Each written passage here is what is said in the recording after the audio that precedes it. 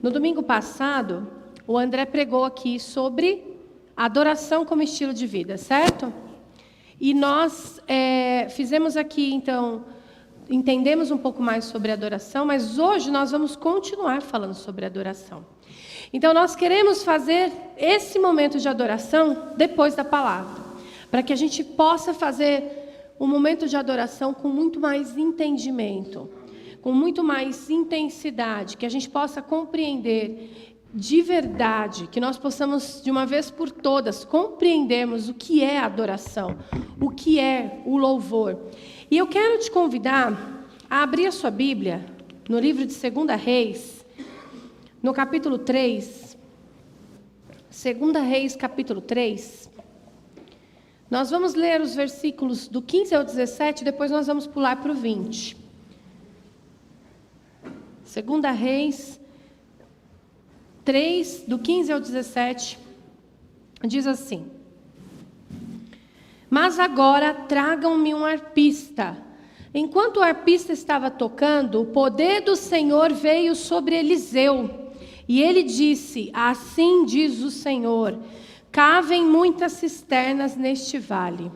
Pois assim diz o Senhor, vocês não verão vento nem chuva, contudo este vale ficará cheio de água. E vocês, seus rebanhos e seus outros animais beberão. Vamos para o versículo 20? Diz assim: No dia seguinte, na hora do sacrifício da manhã, a água veio descendo da região de Edom e alagou a região. Quero orar mais uma vez com vocês. Senhor, aqui está a Tua palavra. Nós acabamos de ler a Tua palavra. A Tua palavra, ela é viva, ela é eficaz, ela é inerrante. E nós cremos, ó Deus, que o Senhor tem coisas para tratar conosco aqui nessa manhã. O Senhor quer nos despertar a um nível muito mais elevado de adoração, um nível muito mais profundo de adoração. Que o Senhor faça isso aqui conosco hoje, para a glória do Teu santo nome. Amém. Amém. Glória a Deus. Eu não sei se aqui vocês vão se lembrar quantos estavam aqui, mas há alguns meses atrás eu preguei nesse mesmo texto. No texto de 2 Reis 3, quando nós falamos sobre cavar muitas cisternas. Alguém se lembra? Eu tenho até medo de perguntar. Oh, glória a Deus. Eu tenho até medo de perguntar. Mas a gente falou sobre a gente cavar muitas cisternas. Mas hoje a gente vai ver esse texto por uma outra perspectiva. A gente falou sobre cavar as cisternas sem ver os sinais, porque é isso que o texto diz, que Eliseu, por parte de Deus, mandou que eles cavassem as cisternas. Mas hoje nós vamos ver isso por uma outra perspectiva. Só para a gente relembrar o que estava acontecendo aqui, tá? Porque a gente tem um contexto nesse texto. Jorão, que era o rei de Israel, ele estava em guerra contra Moabe. Por que eles estavam em guerra? Depois que Acabe, o seu pai, morreu, os moabitas não queriam mais pagar impostos. E aí, então, eles resolveram ir em guerra contra Moabe. Para poder ter mais poder bélico e de armas e tudo, Jorão, ele chama... Jorão chama o rei de Edom e também Josafá, o rei de Judá, para ajudar ele, então, nessa empreitada da guerra. E eles vão em guerra contra os moabitas. Juntos, eles vão em guerra. Quando eles já estão lá no deserto por 7 dias, é um resumo bem rápido. Quando eles já estão lá em guerra por 7 dias, a água acaba. Quando essa água acaba, eles já se veem prestes, então, a morrer, porque os animais passam sede, eles estão passando sede. Não há como você vencer uma guerra sem água. Não há como o corpo permanecer de pé sem água. E eles, diante dessa situação, Josafá, que era um homem de Deus, diferentemente de Jorão, Josafá diz assim: será que não há profeta do Senhor aqui a quem a gente possa consultar? E aí, então, que Eliseu entra na história. Eliseu entra na história para que ele possa consultar o Senhor a respeito daquilo que estava acontecendo. Na verdade, Eliseu, ele até diz que se fosse por causa de Jorão, ele nem olharia na cara dele. É isso que o texto diz. Eu nem olharia para você. Mas porque Josafá é um homem de Deus, eu vou atender vocês, porque senão eu nem olharia para você. O que Eliseu faz? Que é aí que a gente vai então hoje se atentar. Eliseu, ele não monta uma estratégia de guerra. O profeta foi consultado, mas ele não monta uma estratégia de guerra. Ele não diz assim, olha, não vão porque vocês vão ser atacados e morrerão. Ou então assim diz o Senhor, podem ir, eu estou com vocês, eu estarei com vocês. Mas ele não faz nada, ele não diz nada antes de adorar ao Senhor. Ele não faz nada antes de se render ao Senhor. E é por isso então que ele chama o tangedor. Que o tangedor era o quê? Aquele que dedilhava, aquele que tocava o instrumento.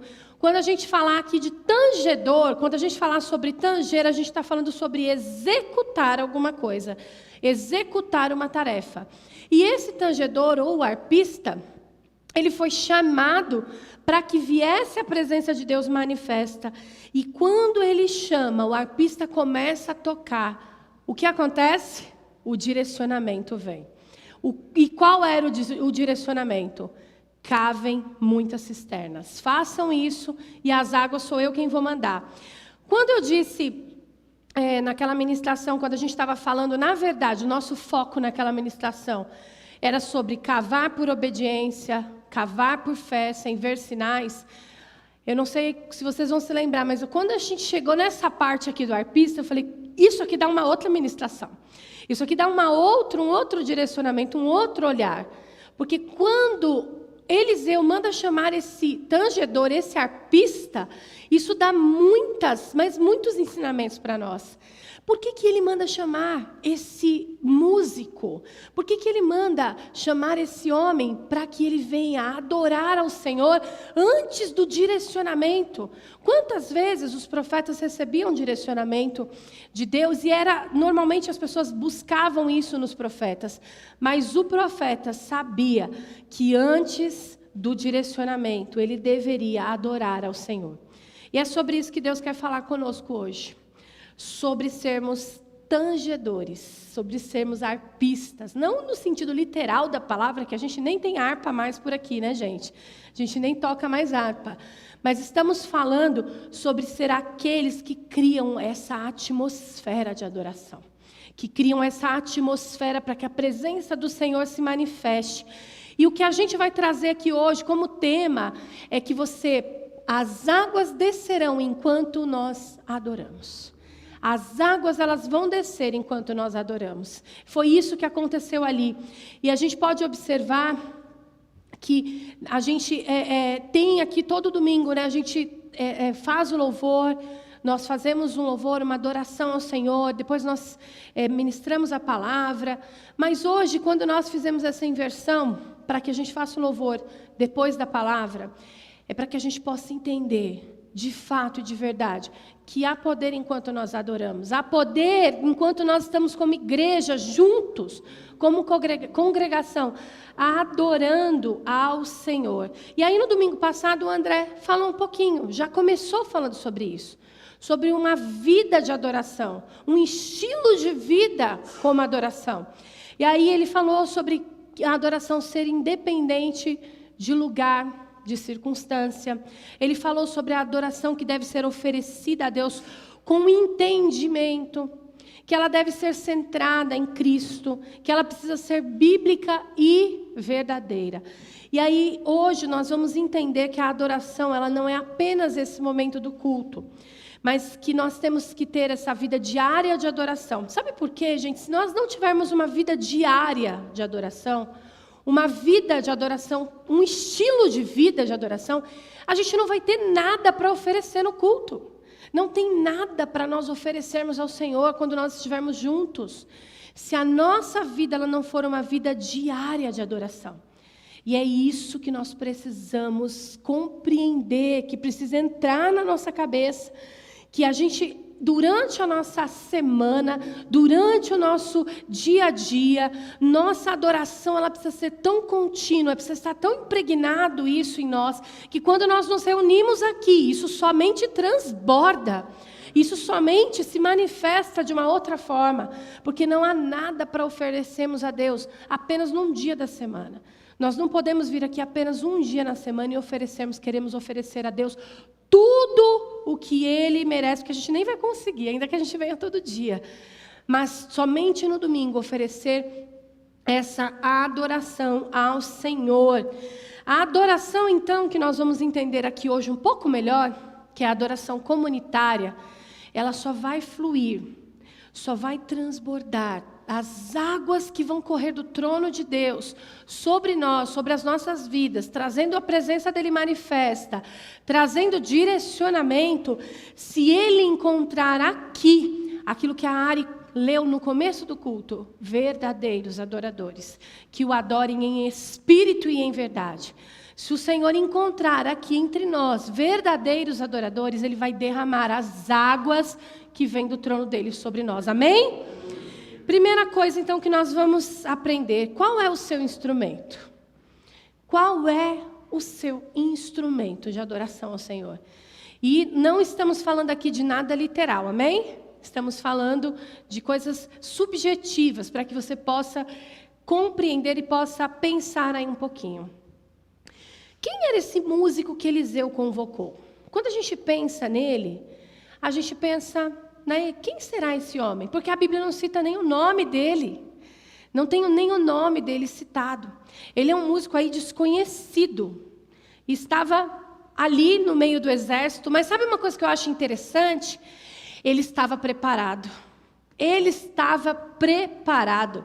Vamos pensar numa coisa aqui. Eles saíram para uma guerra, certo? Foi para uma guerra que eles saíram. Por que cargas d'água alguém leva uma harpa para uma guerra? Por que será que alguém leva uma harpa para a guerra? Normalmente, para a guerra, o que a gente leva? Armas, certo? Vocês estão aqui, gente? Estão aqui, presentes? O que a gente leva para uma guerra? Armas. A gente leva ferramentas de defesa. A gente leva coisas que possam nos defender dos inimigos, que possamos atacar os inimigos. Eu nunca saí para uma guerra, mas eu imagino que seja assim. E esse homem me leva uma harpa. Ele leva uma harpa no meio dos seus instrumentos. E o que eu entendo com isso quando eu olho para esse músico? Ele entendia qual era o seu papel. Ele entendia quem ele era. Ele entendia qual era o seu instrumento de adoração. Ele entendia qual era o seu papel naquele exército. Será que a gente entende o nosso papel também? Será que a gente entende o nosso papel nessa batalha que nós estamos travando aqui no reino do Senhor? Esse homem, ele nos ensina que está preparado para ser convocado no momento que é necessário. Nós precisamos estar assim, preparados para quando for necessário sermos convocados. Aquele músico desconhecido, que ninguém sabe o nome, ele tinha ali então o seu instrumento, a sua harpa. E sabe o que é interessante? Com a sua harpa, ele era capaz de fazer o que nenhum outro soldado era capaz de fazer. Os outros soldados que estavam armados com rifles, sei lá qual armas que eles usavam, com escudos, não eram capazes de atrair a presença de Deus como aquele homem era capaz, com a sua harpa, com a sua adoração verdadeira. Então, aquele músico, aquele homem que o profeta Eliseu convoca, ele está nos ensinando que nós precisamos estar preparados, que nós precisamos estar posicionados, entendendo o nosso papel. E assim como o profeta Eliseu convoca aquele músico, aquele tangedor, hoje Deus está aqui convocando a mim e a você também, para que nós possamos ser esses instrumentos. Assim como o profeta Eliseu convoca aquele adorador, convoca aquele homem para atrair a presença de Deus, o Senhor está nos convocando e Ele está dizendo para nós que é dessa maneira que nós vamos lutar nossas batalhas. É dessa forma, posicionados, entendendo qual o nosso papel, adorando ao Senhor em meio às guerras. É dessa maneira que Ele fará que as águas desçam sobre nós. É necessário que nós tenhamos um coração adorador, um coração apaixonado, que conhece o alvo da adoração. Porque nós só vamos adorar aquilo que nós conhecemos. Eu não posso dizer que eu gosto ou que eu amo algo que eu não conheço, não é verdade? A gente normalmente diz assim, eu amo tal coisa, eu amo estar em tal lugar, mas você só pode dizer isso quando você conhece essa coisa ou esse lugar. Não é possível dizer que você ama a Deus, que você o adora, se você não conhece. Então, nós só seremos verdadeiros adoradores quando nós entendemos e conhecemos o alvo da nossa adoração, que é o Senhor. Ele é o alvo da nossa adoração. Para isso, eu quero te fazer uma pergunta, para a gente poder refletir aqui juntos. Qual é o seu instrumento? Qual é o instrumento que você tem utilizado para adorar ao Senhor? Você, quando executa esse instrumento de trabalho no ministério, quando você se coloca diante do Senhor no ministério, no chamado que Ele tem te convocado, a glória do Senhor se manifesta.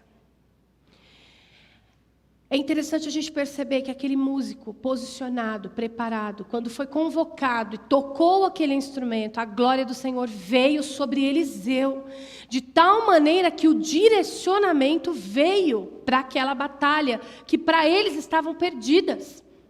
A batalha estava perdida. Mas aquele homem posicionado trouxe a presença de Deus manifesta naquele lugar. E Eliseu recebe a direção. E todo o povo é salvo. Os inimigos são derrotados por causa disso. Quando você executa aquilo que o Senhor te chamou para fazer, aquilo que é o seu papel, o seu instrumento, a glória do Senhor tem se manifestado? É uma pergunta para você pensar. É uma pergunta para nós pensarmos aqui. Porque a gente precisa estar tão incendiado, tão impregnado da glória de Deus, tão cheios do poder do Senhor nas nossas vidas. E isso em qualquer instrumento que nós vamos usar aqui de execução do nosso ministério. Seja aqui no microfone, na plataforma, pregando, cantando. Seja nos instrumentos musicais, quando nós estamos tocando. Seja na mídia, seja no ICA, seja no Rede, seja no Ministério Acesso, no Ministério Farol, na decoração, na intercessão que vai começar, né, Ana? Em nome de Jesus.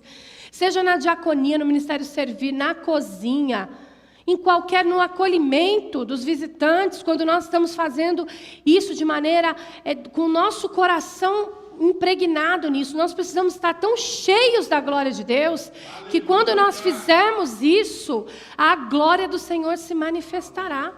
Em qualquer uma das coisas que nós venhamos a executar para o Senhor. É necessário que nós possamos entender qual é o nosso instrumento. Qual é o instrumento que o Senhor está me dando? E se você ainda não sabe, busca dele direção. O Senhor quer te dar um instrumento de adoração. E a gente está falando aqui desse momento de adoração comunitária, mas eu quero que vocês entendam que não há como nós separarmos uma coisa da outra. Eu só vou adorar ao Senhor aqui em comunidade se eu entender qual é o meu papel, e se eu cumprir esse papel, e se eu estiver diariamente posicionado, para que quando a gente chegue aqui, só seja o transbordar do Senhor. Não dá para esperarmos que tudo aconteça no momento do culto, que tudo venha no momento do culto, que a direção venha no momento do culto, que o transbordar do Senhor venha só no momento do culto. O momento do culto é para que a gente juntos, cheios da presença do Senhor, possamos ser impregnados e as águas venham e dê direção para a igreja como um todo, como corpo, em nome de Jesus. Segunda coisa que nós precisamos nos atentar é que nós devemos fazer também essa adoração comunitária juntos, com intensidade e entendimento. Quando nós estamos aqui tangendo, tocando nossos instrumentos, e às vezes você pode não estar aqui em cima do púlpito, mas você está aí, você tem um instrumento poderoso que é a sua voz, para adorar ao Senhor. Quando nós estamos aqui tocando os instrumentos ao Senhor, de que maneira você está fazendo isso? É com intensidade? É com paixão? É com entendimento? Ou é só por costume? Porque, na maioria das vezes, a gente acaba, nós nos acostumamos com as coisas. A gente se acostuma a vir para a igreja. A gente se acostuma até com a liturgia. E aí, quando a liturgia sai um pouco do script, como a gente fez hoje, a gente toma um choque. Parece que o culto está bagunçado. Porque a gente se acostuma com liturgias. A gente se acostuma com coisas. E às vezes nós estamos também já adorando ao Senhor por costume. Trazendo então aqui essa reflexão para a nossa adoração congregacional, para esse momento aqui de louvor no culto. O texto ele não fala exatamente sobre isso, mas eu gosto de imaginar algumas coisas no texto, porque a gente vai pensando e vai tentando entender, porque se a Bíblia fosse colocar todos os detalhes, não caberiam. Mas algumas coisas a gente pode tentar imaginar por conta de todo o contexto ali do que estava acontecendo. Eu imagino que quando esse arpista ele veio, quando ele foi convocado, vocês conseguem ver esse homem vindo triste, cabisbaixo? Você consegue ver esse homem vindo desanimado? Eu não consigo ver esse arpista vindo desanimado, chateado. Sabe por quê? Porque ele veio com um papel a cumprir, ele sabia o que ele tinha que fazer, ele estava preparado, ele levou a harpa para a guerra. Ele levou uma harpa para a guerra. Então ele sabia o que ele tinha que fazer. Então quando ele vem com ousadia. Ele vem com ousadia, ele vem animado para fazer aquilo. E a gente não pode esquecer que ele estava ali também no meio do deserto há 7 dias, andando sem tomar água também. Ele também estava com sede. Ele também estava sentindo no corpo os sintomas ali da falta, que a falta de água traz. Ele também estava no meio de um exército que estava com medo de perder a batalha. Então ele estava enfrentando os mesmos problemas que os outros soldados enfrentavam. Mas ele vem com o seu instrumento. E eu não consigo imaginar esse instrumentista, esse tangedor vindo desanimado, vindo cabisbaixo, vindo letárgico, vindo sem ânimo, sem ousadia na presença de Deus. Ele vem e ele toca o instrumento. E quando ele faz isso, o som do dedilhar daquela harpa é como se ele tocasse com o coração na ponta dos dedos. É como ele se colocasse toda a sua alma naquele dedilhado. E a presença do Senhor vem. E a presença do Senhor enche aquele lugar. E a presença do Senhor enche Eliseu e traz a direção que eles precisam. Infelizmente, irmãos, a gente tem percebido que a igreja, de uma maneira até cultural, ela ainda não entendeu a importância da adoração. A igreja ainda não entendeu a importância, o poder que há quando nós adoramos o Senhor, juntos como congregação. E nós já aprendemos que a adoração ela precisa ser individual em um estilo de vida, mas há algo muito, mas muito poderoso quando nós nos juntamos como igreja para adorarmos ao Senhor.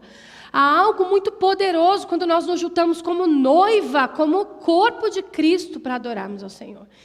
E a igreja ainda não entendeu a importância dessa adoração através do louvor, através da adoração aqui nesse momento de culto.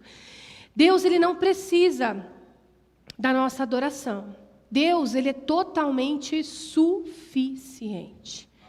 Ele é Deus, ele não é carente. Deus, ele não é aquele ser que precisa ser paparicado, como nós temos essa necessidade. Deus não é assim. Deus, ele é autossuficiente. Ele é totalmente poderoso. Ele é cheio de graça, ele é cheio de glória, ele é cheio de verdade. Você acha que um ser assim precisa ser adorado? Ele não precisa de adoração. Ele, todo o poder pertence a ele, tudo é por ele, é para ele, vem dele. Deus não precisa de adoração, mas sabe o que acontece? Eu e você, nós temos necessidade de adorar ao Senhor. Nós temos necessidade, nós fomos criados para o louvor da glória dEle. E quando nós não adoramos o Senhor, nós simplesmente estamos aqui apenas cumprindo uma vida sem propósito. Porque nós só cumprimos o nosso propósito quando nós adoramos o Senhor. Porque a gente foi feito para isso. E o Senhor, Ele faz com que nós tenhamos essa necessidade de adorá-lo. Ele faz isso, sabe para quê? Para que eu e você possamos ser dependentes dEle, possamos beber da fonte que é Ele, para que a gente possa entender qual o nosso lugar, qual o nosso papel diante da presença dEle. É isso, nós precisamos adorar o Senhor, Ele não precisa de adoração, Deus é suficiente.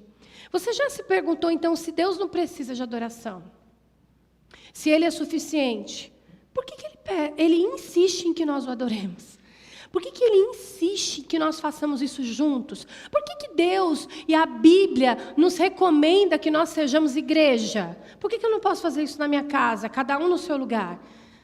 Por que a gente não deve fazer isso?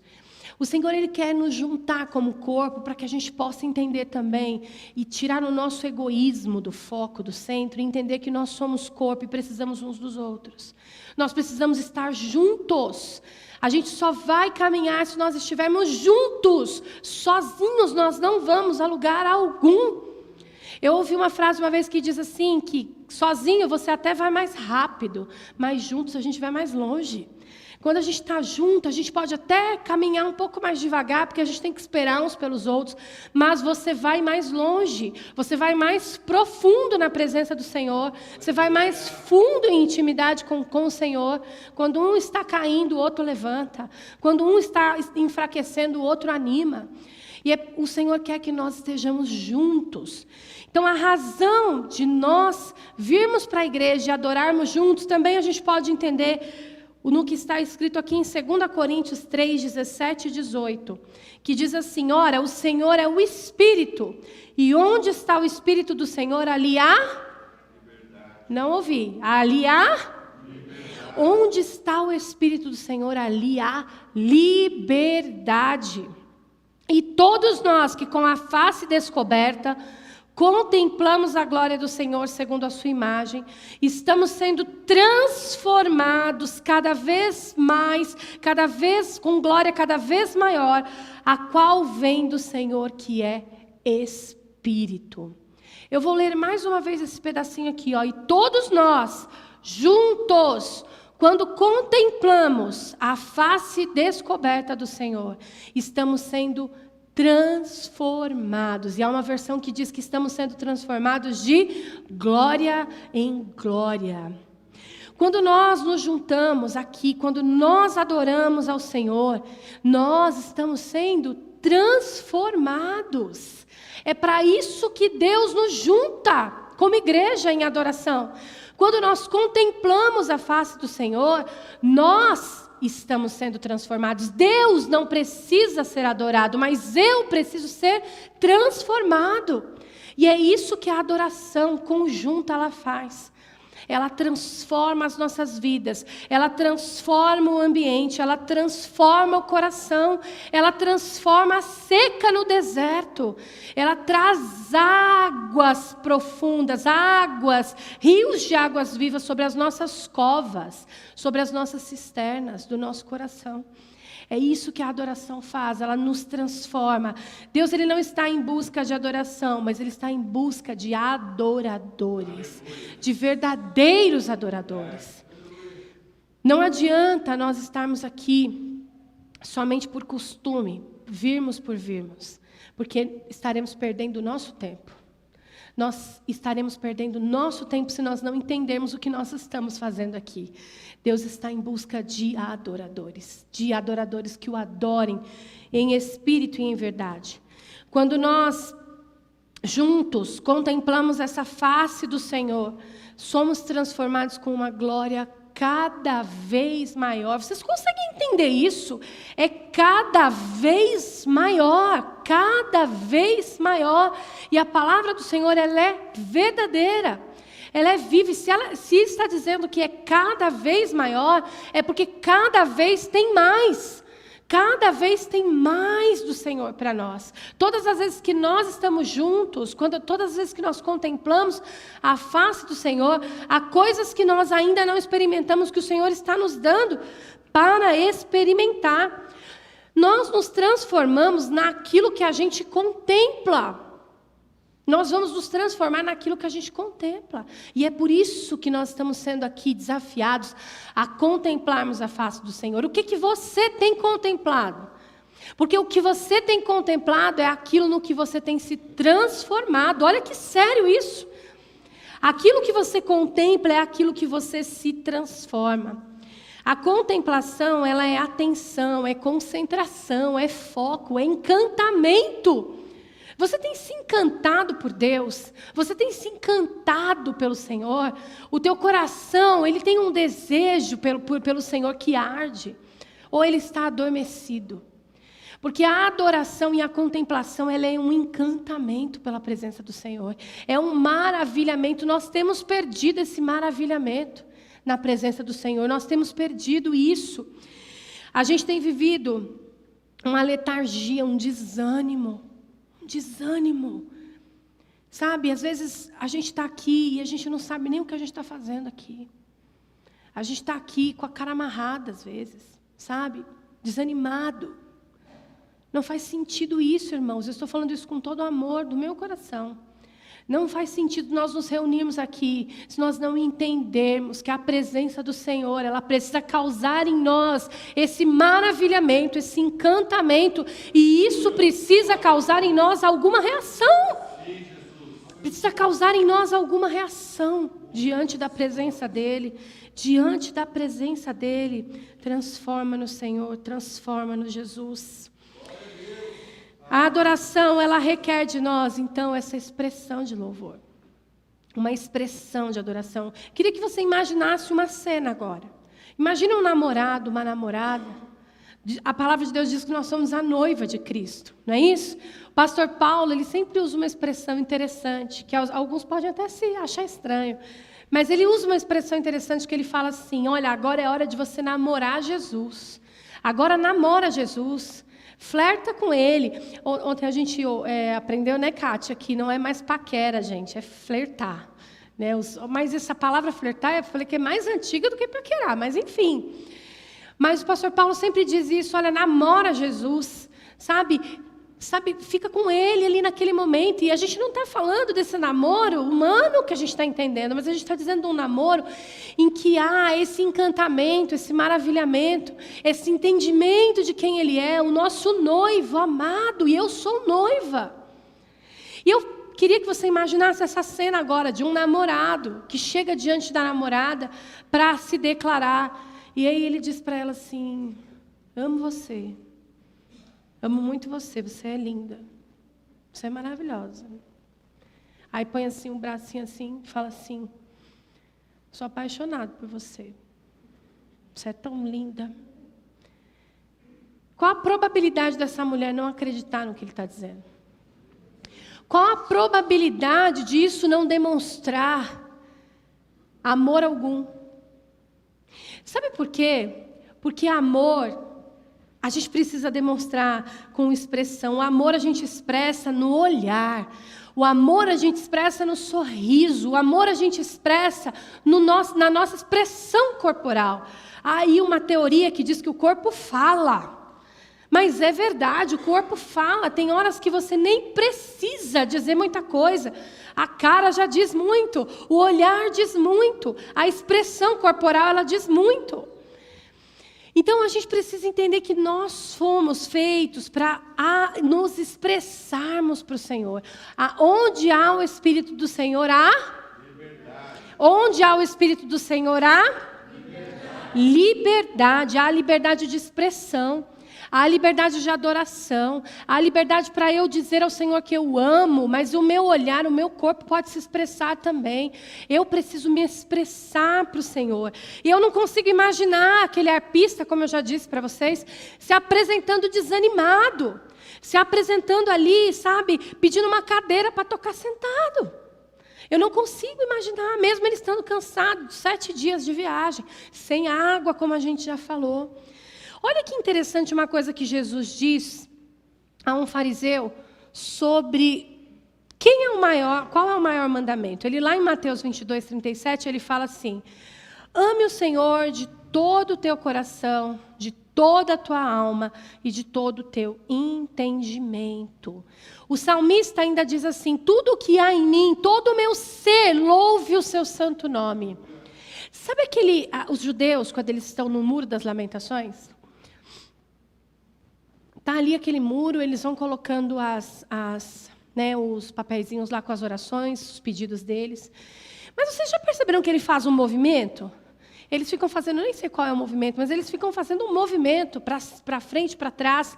E eles fazem esse movimento porque eles entendem o que está escrito aqui em Salmos, que o salmista diz que é: tudo que há em mim, todo o meu corpo, todo o meu ser, todos os meus órgãos, algumas versões dizem todos os meus órgãos, louve ao Senhor, louve o seu santo nome.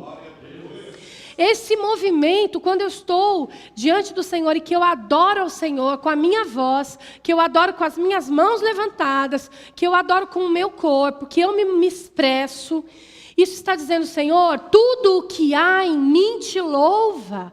Eu estou colocando o meu corpo para entender que ele precisa estar cativo ao Senhor. Eu estou colocando todo o meu ser, todo o meu corpo para compreender que ele pertence ao Senhor e ele foi feito para o louvor da glória dele. É isso que nós precisamos entender, que a adoração, ela precisa haver expressão.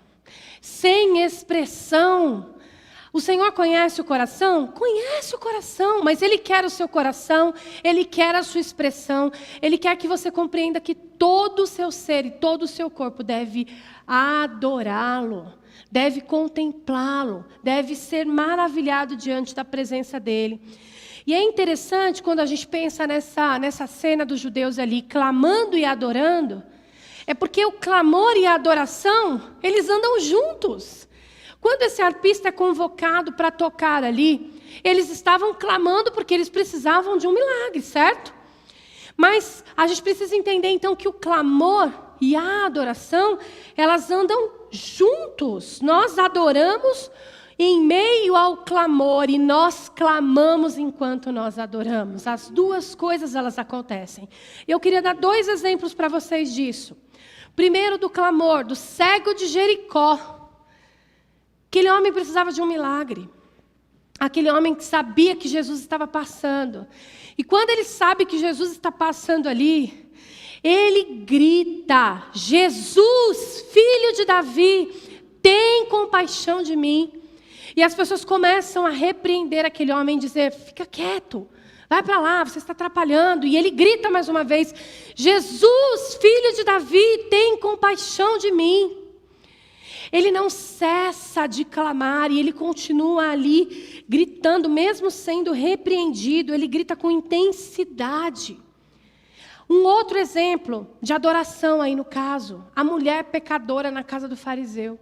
O que aquela mulher faz quando sabe que Jesus está lá? Ela pega um vaso de alabastro, ela pega aquele vaso com perfume, aquilo custava caro. E ela derrama, quebra e derrama os perfumes, esse perfume aos pés do Senhor. E ela, não contente, ela chora tanto aos pés de Jesus que as lágrimas dela lavam os pés de Jesus. Ela ainda não contente, ela enxuga os pés de Jesus com seus cabelos. E quando a gente entende o que está acontecendo ali, pela fala do fariseu. Porque o fariseu diz o quê? Se esse homem aí fosse profeta, ele saberia quem é essa mulher. E ele não deixaria ela tocar. Pela fala do fariseu, a gente imagina que essa mulher, ela tinha uma fama naquela cidade. Ela era tão pecadora, que o fariseu já fala dessa maneira a respeito dela. E Jesus, que não perde nenhuma oportunidade, pega essa situação para ensinar algo para nós. E ele diz: a quem muito é perdoado, muito, mas muito mais o coração se enche de adoração. Essa mulher, ela foi perdoada, essa mulher sabia o quanto ela havia pecado e o quanto ela havia sido perdoada por Jesus. Então ela não entrou diante dele com uma adoração xoxa. Ela fez além daquilo que a gente pode imaginar. Ela quebrou o vaso de perfume, ela derramou sobre os pés dele, ela chorou, ela enxugou com os cabelos. Ela foi além, além, muito além, porque ela sabia quem ela era. E assim como o cego de Jericó, a intensidade do seu clamor vai revelar qual é a urgência do milagre que você precisa. A intensidade com que você clama revela o quanto você necessita desse milagre. E assim como essa mulher pecadora lá na casa do fariseu, a intensidade da sua adoração faz e revela que você entende o quanto você foi perdoado. O quanto você foi perdoado. Se você sabe quem você é, se você sabe de onde você veio, de onde Deus te tirou, o quanto Ele te perdoou, você vai adorar ao Senhor de maneira extravagante, como fez essa mulher, de uma maneira absurda, como fez essa mulher, se você entende de onde Ele tirou você, de onde Ele tirou a sua alma. Nós vamos adorar ao Senhor dessa maneira, se nós entendemos isso. Terceiro e último ponto. As águas, que é o tema da nossa pregação, mas vai ser o nosso último ponto também. As águas descerão enquanto nós adoramos. Logo depois daqui nós vamos começar o nosso tempo de adoração. Logo depois de terminarmos aqui, nós vamos adorar ao Senhor junto com os nossos jovens. Eles vão conduzir esse tempo aqui de adoração. E se você compreende tudo isso, o Senhor vai descer com as águas dele sobre nós. Ele vai encher as nossas covas, as nossas cisternas. Se você está com elas abertas em obediência, Ele vai encher as nossas cisternas. Lá no versículo 20, no capítulo 3 de 2 Reis, diz que no dia seguinte, na hora, eles consultaram o profeta, o arpista tocou, o Senhor veio sobre Eliseu e ele teve o direcionamento daquilo que eles tinham que fazer, cavar as cisternas. Eles cavaram em obediência. E lá no versículo 20 diz que no dia seguinte, na hora do sacrifício, ou seja, na hora da adoração, porque sacrifício é adoração, e o que nós estamos fazendo aqui são sacrifícios de louvor. Na hora do sacrifício, enquanto eles adoravam, as águas desceram e encheram as covas. As covas já estavam abertas em obediência, mas a presença de Deus manifesta. Ela só veio enquanto eles adoravam, enquanto eles juntos adoravam. Eles criaram ali um ambiente para o milagre, eles criaram ali um ambiente para receber a presença de Deus através daquelas águas que viriam. Eles cavaram as covas em obediência e adoraram ao Senhor em fé, sabendo que viriam aquelas águas. E as águas vieram enquanto eles adoravam. Nós podemos criar aqui um ambiente para o milagre. Nós podemos criar um ambiente de adoração. E quando eu falo milagre, eu não estou falando apenas desses milagres que nós às vezes pedimos para resolver os nossos problemas humanos, mas é um milagre da presença. É um milagre da presença de um Deus Santo habitando no meio de pecadores. É um milagre do toque do Espírito Santo vindo sobre nós e enchendo as nossas covas, enchendo as nossas cisternas, enchendo o nosso coração. Deus, Ele está presente aqui, porque Ele é onipresente. Deus, Ele é onipresente, ainda que você não o sinta, Ele está. Ele está, mas você pode sentir a presença manifesta de Deus. E a presença manifesta de Deus, ela só é percebida, ela só é sentida quando há conexão, quando há essa contemplação diante da presença dEle. Somente assim nós sentiremos a presença manifesta de Deus. Sabe por quê, irmãos? Às vezes a gente está aqui só de corpo presente. Só de corpo presente. Sabe aquela missa de corpo presente? Que o morto está ali, mas está de corpo presente. E às vezes é assim que a gente está diante do Senhor, diante da presença dEle, de corpo presente. Nosso coração está disperso, nosso coração está longe, se distrai com qualquer coisa, pensa em outras coisas. A gente precisa precisamos nos policiar, a trazermos de volta a nossa mente cativa ao Senhor, todas as vezes que nós estamos diante dEle para adorá-lo, trazer nossa mente novamente, os nossos pensamentos cativos ao Senhor. E às vezes a gente está longe, enquanto as águas estão passando, porque elas não vão deixar de passar pelo fato de você estar longe. Acontece que eu e você que não vamos ter as nossas covas cheias. A cova das pessoas que estão na presença do Senhor, elas vão se encher, e às vezes o rio de Deus está passando, e a gente sai seco daqui. A gente sai seco, absolutamente seco, enquanto o rio está passando. Isso é triste. Por isso que Deus ele insiste tanto que a adoração ela precisa ser em espírito e em verdade, no coração. Ela precisa ter intenção, ela precisa ter intensa. E às vezes a gente perde de receber essas águas que descem quando nós adoramos, quando nós estamos na presença do Senhor. Porque a gente, às vezes, quer que o culto ele satisfaça a nós mesmos. Sabe quando a gente sai e fala, o culto não foi tão bom hoje? O louvor não foi do jeito que eu gosto. A gente precisa, se a gente começar a entender que o culto não é para nós, que o louvor não é para nós, quem tem que gostar do culto, quem tem que gostar do louvor é o Senhor, porque é para Ele. Quando a gente inverte isso, nós estamos nos colocando no centro. E a gente perde de receber das águas do Senhor. A gente costuma sacralizar, santificar e dizer que é santo aquilo que a gente gosta. Aquilo que a gente normalmente teve como uma experiência com Deus, normalmente no início da conversão. E a gente acha que só determinadas músicas, só determinado tipo de ritmo, só determinada letra é que é santo, que é sacralizado. E aí a gente demoniza todo o resto. E aí a gente perde de receber das águas que estão passando. A gente perde de receber das águas que vêm do trono de Deus sobre as nossas vidas. O culto, as músicas, elas são para Deus e não para nós. Não é sobre o que eu gosto, não é sobre o que eu quero cantar ou o que eu quero ouvir. É sobre o que Ele quer nos falar, é sobre o que Ele quer receber. Não é sobre nós, não tem letra, nem tem ritmo, não tem nada, não tem boa técnica que supere um coração adorador. Não tem. O André falou na semana passada, você pode ser desafinado, mas há um afinador celestial que faz com que a sua voz, o seu louvor, chegue com um cheiro suave diante do trono do Senhor. Então não há nada que supere um coração adorador, um coração que está cheio da presença do Senhor. Às vezes pode estar lindo, gente. Às vezes pode estar a técnica ser maravilhosa. Às vezes pode haver uma afinação, pode haver profissionalismo em tudo, mas não tem água jorrando, não tem água descendo. E o que nós queremos são as águas que vêm do trono de Deus sobre nós, trazendo cura, trazendo restauração.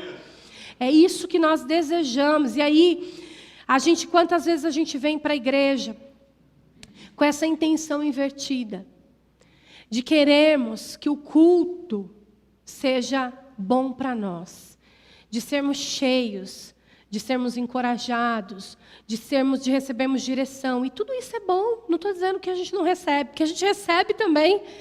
Nós recebemos tudo isso quando nós estamos juntos. Nós recebemos direção e encorajamento, mas a intenção, ela precisa estar correta. Eu venho primeiro para adorar ao Senhor. Primeiro você entrega, primeiro você adora, primeiro você dá a Ele o seu sacrifício de louvor e depois as águas descem. Depois elas enchem as suas covas. Depois vem o direcionamento, vem o encorajamento. Mas se eu inverter isso, eu não receberei das águas do Senhor. Eu preciso primeiro adorar, primeiro entregar o meu sacrifício de louvor, para que o Senhor derrame sobre nós essas águas que vêm do trono dele. E uma coisa que eu acho interessante é que quando a Bíblia fala sobre águas, sempre ela vem com essa conotação da presença de Deus. Lembram lá do dilúvio?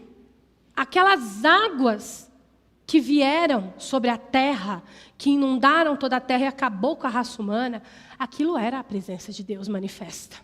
De uma maneira didática, de uma maneira corretiva, mas era a presença de Deus manifesta.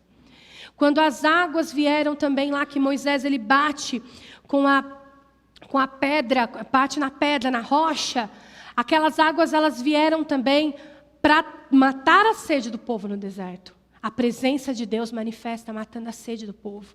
Quando as águas do Mar Vermelho se abriram, aquilo era a presença de Deus manifesta, salvando aquele povo dos soldados que vinham atrás. E quando as águas desceram, enquanto o arpista tocava, era a presença de Deus manifesta. Dizendo, eu venho, eu mato a sede de vocês, mas eu também ajudo vocês a romperem as barreiras e também a derrotarem os inimigos. Era isso que o Senhor estava fazendo ali. As águas, elas descem, rompem barreiras, quebram as cadeias e destroem os inimigos. Um exemplo disso, a esse respeito, é que Davi ele faz uma comparação. Lá na batalha de Baal-Perazim, quando ele derrotou os inimigos, ele disse bem assim: assim como as águas de uma enchente causam destruição, pelas minhas mãos o Senhor destruiu os meus inimigos diante dos meus olhos. O Senhor fez isso. Jó, quando ele fala que ainda que a árvore seja cortada, que as raízes apodreçam, que o tronco morra, ao cheiro das águas ela brotará. Ao cheiro das águas ela será renovada. Ao cheiro das águas ela se renovará. Quando eu e você, nós compreendermos que a adoração genuína, ela prepara esse ambiente para as águas brotarem. Ela prepara o ambiente para as águas descerem. Quando eu e você entendermos o que o Senhor deseja fazer entre nós através da adoração, nós nunca mais adoraremos do mesmo jeito. Nós nunca mais adoraremos com uma adoração xoxa, sem expressão, sem desejo, sem alma envolvida nisso, com o nosso coração, com o nosso total intenção e desejo. O Senhor deseja receber a adoração. E se você deseja adorá-lo, eu quero te pedir para que você se coloque de pé.